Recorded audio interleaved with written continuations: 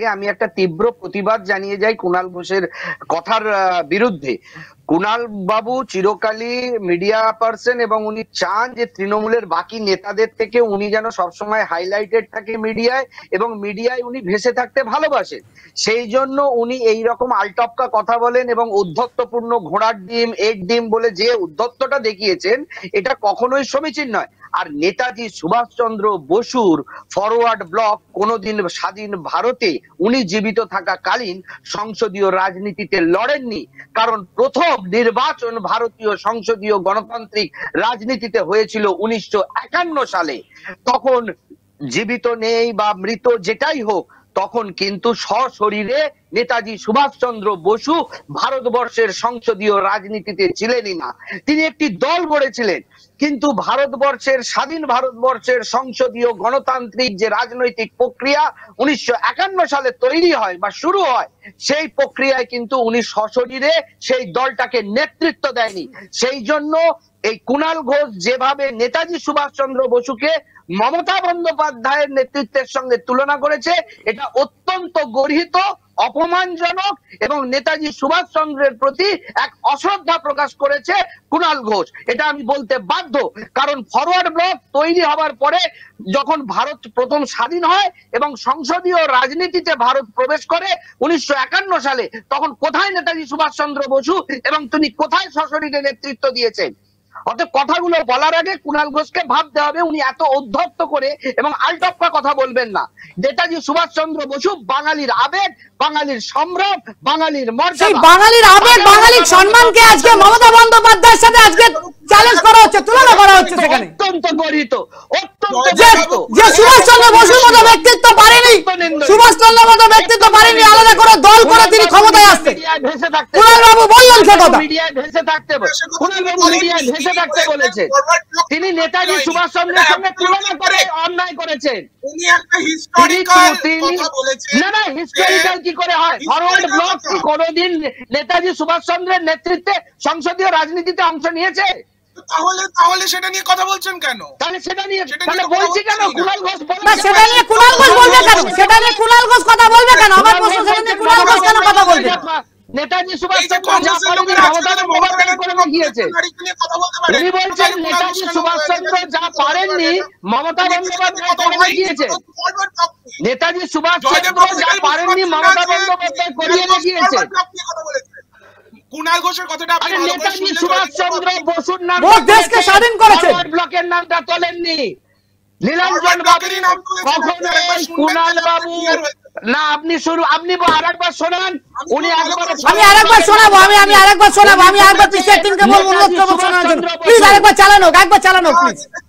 নেতাজি সুভাষচন্দ্র বসুর সঙ্গে তুলনা থেকে বেরিয়ে একজন ব্যক্তিগত ক্যারিশমায় দল তৈরি করে মানুষের আশীর্বাদ পাওয়া, এই প্রসঙ্গে কথা হচ্ছিল।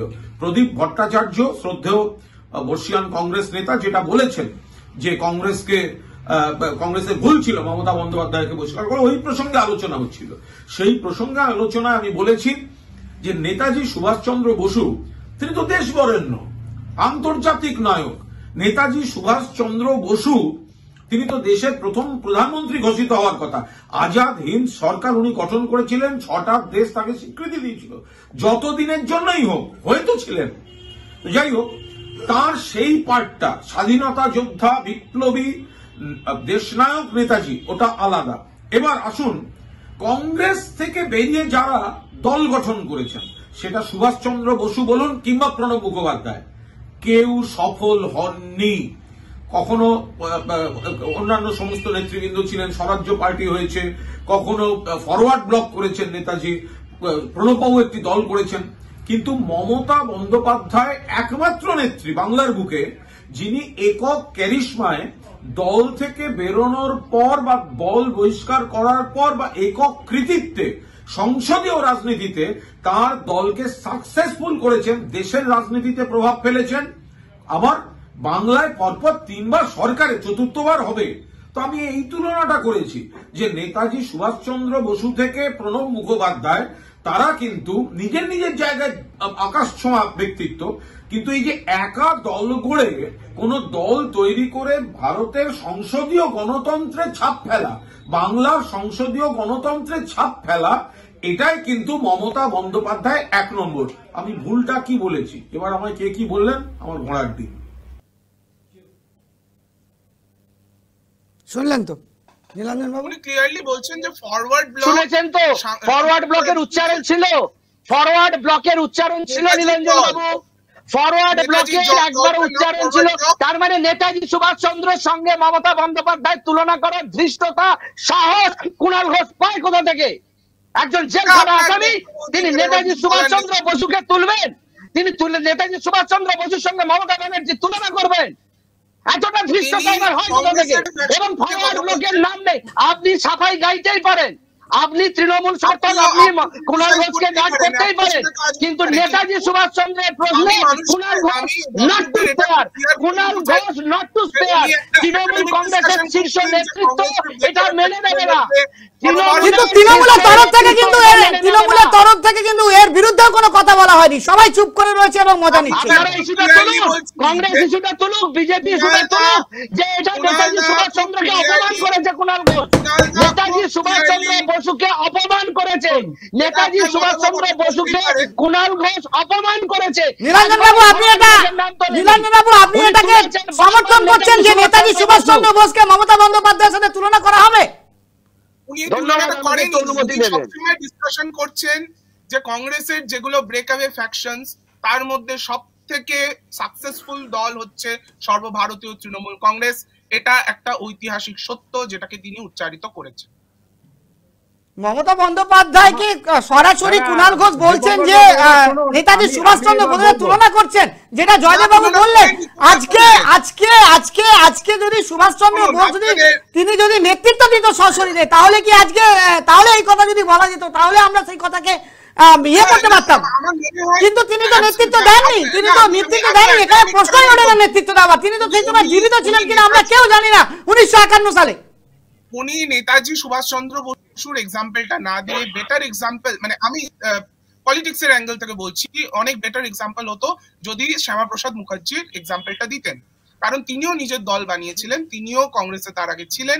তার দৃষ্টতা দেখুন, তিনি শ্যামাপ্রসাদ মুখার্জি তো ছাপিয়ে গিয়ে তিনি একেবারে নেতাজি সুভাষচন্দ্র বোসকে ধরেছেন। নীলাঞ্জন বাবু কি বলছেন? নীলাঞ্জন বাবু, আপনি দীপিকা ম্যাডামের কথা শুনুন একটু। আচ্ছা বিজেপির দিতে হবে। ভারতীয় আরে হিন্দু মহাসভাটা কোন দল থেকে হচ্ছে? ভারতীয় জনতা পার্টি হিন্দু মহাসভা থেকে জনসংঘ তৈরি করেছেন শ্যামাপ্রসাদ মুখার্জি। আরে হিন্দু মহাসভাটা কে তৈরি করেছে? হিন্দু মহাসভা কে করেছেন আপনি জানেন? কে করেছেন? আপনি বলুন। হিন্দু মহাসভা থেকে শ্যামাপ্রসাদ মুখার্জি জনসংঘ তৈরি করেছিলেন। স্বাধীনতার পর প্রথম দক্ষিণ কলকাতা লোকসভার এমপি ছিলেন ডক্টর শ্যামাপ্রসাদ মুখার্জি, আপনারা জানেন। আর একটা যেটা বিষয় বলছি, জয়দেব বাবুকে আমি সমর্থন করেই বলছি যে আজকে মমতা ব্যানার্জিকে নীলাঞ্জন বাবু, অন্য কেউ বললে আপনি তো চিৎকার করে ফাটিয়ে দেন এবং অন্যজন মাঝখানে ঢুকে কথা বলেন। আজকে মমতা বন্দ্যোপাধ্যায় তুলনা করছেন নেতাজির, সেই জায়গায় আপনি সেখানে বসে আপনি সেই দৃশ্যটা দেখাচ্ছেন। মমতা বন্দ্যোপাধ্যায়কে বলুন না, আপনাকেই তো পুরো শোটাই আপনাকে দিয়ে দিচ্ছি, আপনি বলুন, পুরো শো আপনাকে দিয়ে দিচ্ছি, আপনাকে ডেডিকেট করে দেবো। বলুন আপনি কি বলছেন, বলতে দিন তো নীলাঞ্জন বাবুকে। আপনি 1 মিনিট আপনাকে সময় দিলাম, বলুন আপনি বলুন। আলী হোসেন বাবু আপনার কাছে আসছি, বলুন আপনি নেতাজি সুভাষচন্দ্র বোসের সাথে মমতা বন্দ্যোপাধ্যায় তুলনাকে আপনি কি জাস্টিফাই করছেন?